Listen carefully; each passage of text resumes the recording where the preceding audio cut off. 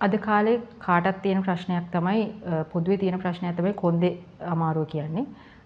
කොන්දේ අමාරුව බාල තරුණ මහලු හැමෝටම පොදුවේ පවතින ප්‍රශ්නයක්.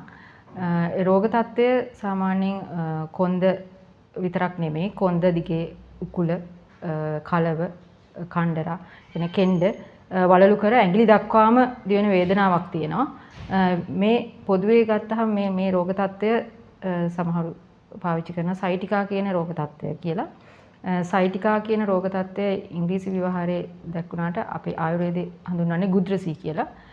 ගුද්‍රසී කියලා හඳුන්වන්නේ මේ වගේ රෝගීන් ගිජුලිහිනියා ගමන් කරන විලාසයට සමානව තමයි ගමන් කරන්නේ. එතකොට මෙම රෝග තත්ත්වය ඇති වෙන්න හේතු අපි බලමු. හේතු විදිහට අපිට දක්වන්න පුළුවන් බොහෝ වෙලාවක් සිටගෙන සිටීම, බොහෝ දුර ඇවිදීම, නිරන්තරයෙන් ගමන් කිරීමේදී ගැස්සෙන වාහනවල යෑම, ඒ කියන්නේ ත්‍රිරෝද රථ, මෝටර් රථ, මෝටර් බයික්, ඒ වගේම අධික ශරීරයට වෙහෙසකර ව්‍යායාම වල යෙදීමත් මේකට හේතුවක්. ඒ වගේම නිරන්තරයෙන් බර ඉසිලීමේ කටයුතු වල නිරත වෙන පුද්ගලයින්ට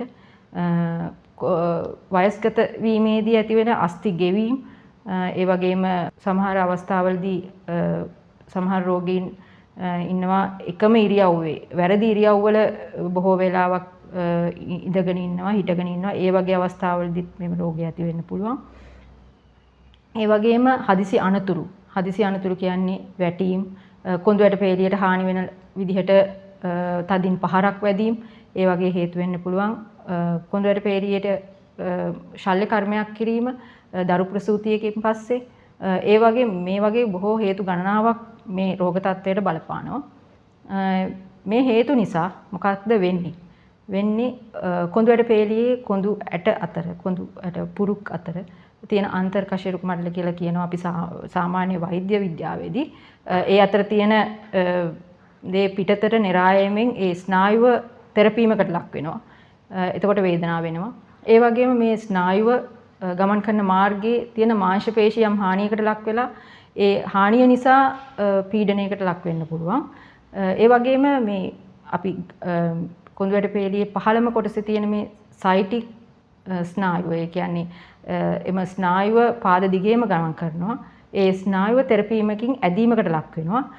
කොයි විදිහටද මේ ඇදීමකට ලක් වෙන්නේ කියලා බැලුවොත් අපි හැමෝම සාමාන්‍ය විදිහට කොන්දෙන් නැමිලා තමයි හැම දෙයක්ම කරන්නේ, බර උස්සන්නේ. අන්න ඒ වගේ අවස්ථාවකදී තුනටියේ ළඟ තියෙන මේ ස්නායුව තෙරපීමකට ඇදීමකට ලක් වෙනවා.